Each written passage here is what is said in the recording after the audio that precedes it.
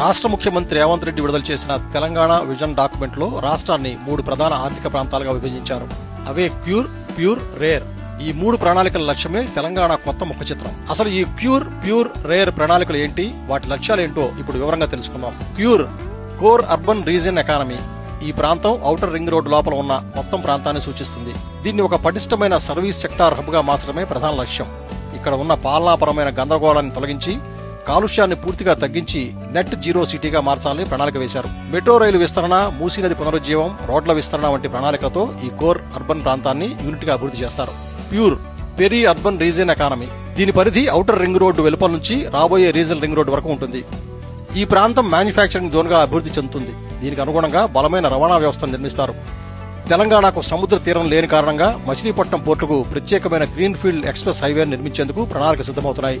విదేశీ పెట్టుబడులను ఆకర్షించడానికి వరంగల్, ఆదిలాబాద్ వంటి ప్రాంతాల్లో కొత్త ఎయిర్పోర్టులు కూడా నిర్మించాలని నిర్ణయం తీసుకున్నారు. Rare, rural agriculture reason economy. ఇది రీజనల్ రింగ్ రోడ్డు అవతల నుంచి రాష్ట్రం సరిహద్దుల వరకు విస్తరించి ఉంటుంది.